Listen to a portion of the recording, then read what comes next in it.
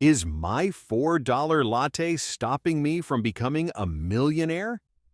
If you've ever Googled how to get rich or how to retire early, you've probably heard the same advice from every finance guru. Create a budget and save more money. And when it comes to saving money, the first thing they tell you isn't to refinance your mortgage or cut down on your luxury car payments. Nope. The number one financial enemy, according to these experts, is your daily $4 Starbucks latte. Apparently, the reason you're not already a millionaire is this little guy. And because I have nothing better to do with my free time, I decided to put this theory to the test. Is my daily coffee habit really the reason I'm not financially free? Well, let's find out. Breaking down the latte math for this very scientific case study, I'm using myself as the subject. I got my first full-time job at 21 years old, assuming I work until the retirement age of 66, unless you all decide to fund me through subscriptions, no pressure. That gives me 45 years of working life. Now, I don't actually buy Starbucks every day, but let's assume I do, for the sake of the experiment. And let's assume the price of my $4 latte never changes. Which, let's be real, inflation will make sure it does, but let's keep things simple. How much would I spend on coffee over my lifetime?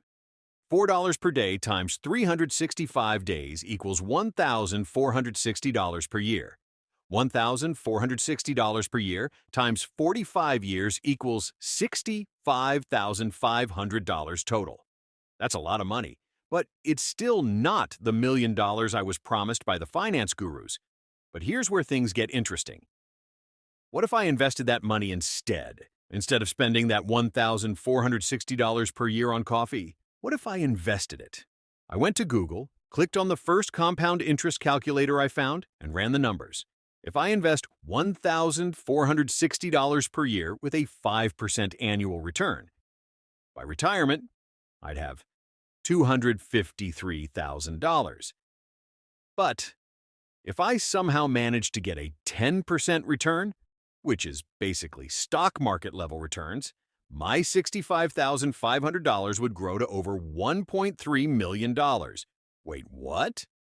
So maybe the finance bros weren't entirely wrong, but there's a catch. The flaws in this logic.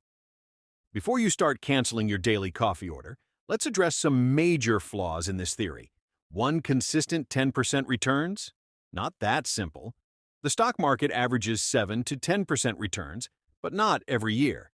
Some years you'll gain 20%, some years you'll lose 30%.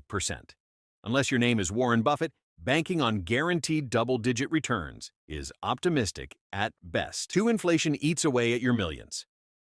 $1 million 45 years from now will be worth significantly less than it is today. That millionaire status on paper? Not as exciting in reality. 3, you have to wait until you're 66. Yes, technically you'll have a lot of money, but is the sacrifice worth it? Would you rather be a millionaire at 66 or enjoy your damn coffee and have a balanced lifestyle today? So, should you skip the latte? At the end of the day, financial freedom isn't about cutting coffee. Yes, small savings add up, and investing is important.